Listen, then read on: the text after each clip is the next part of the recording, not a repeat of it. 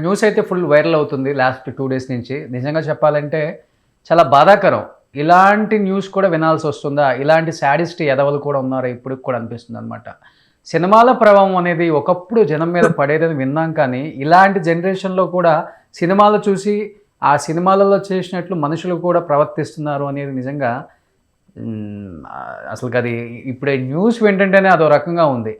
అంటే పెళ్ళికి ఒప్పుకోలేదన్న ఒకే ఒక్క కారణంతో ఎంగేజ్‌మెంట్ అయిపోయిన తర్వాత అతనికి ఎయిడ్స్ ఉందని పాజిటివ్ వచ్చిందని తెలిసిన తర్వాత, ఆ ఎదవ ఆ బ్లడ్ తీసుకొచ్చి ఆ అమ్మాయికి ఇంజెక్షన్ రూపంలో ఇవ్వటం, ఆ అమ్మాయికి ఫీవర్ వచ్చి హాస్పిటల్ అడ్మిట్ అవ్వటం, ఆ అమ్మాయి పరిస్థితి ఏంటి? ఆ అమ్మాయికి నిజంగా పాజిటివ్ వస్తుందా? పాజిటివ్ రాకుండా చాలా ట్రీట్మెంట్స్ వచ్చినాయని డాక్టర్స్ చెప్తున్నారు.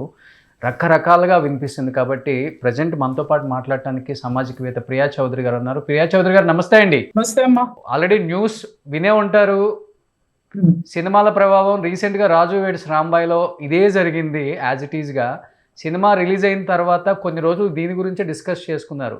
ఇలాంటిది ఒకటి ఎప్పుడో జరిగితే దాని అనుగుణంగా దాన్ని తీసుకొని ఆ స్టోరీని సినిమా తీశారనేది మేము విన్నాం ఇప్పుడు.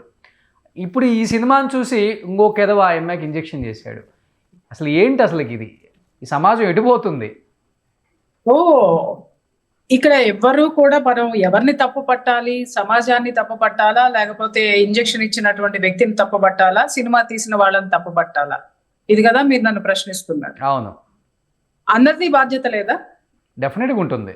అందరిది బాధ్యత లేదా? ఎవరండి ఈరోజు సామాజిక పరమైనటువంటి బాధ్యత కలిగినటువంటి వాళ్ళని ఒక్క ప్రొఫెషనల్‌లో ఉన్న ఏ ప్రొఫెషనల్‌లో ఉన్నటువంటి పర్సన్ అయినా ఒక్కళ్ళని చూపించండి.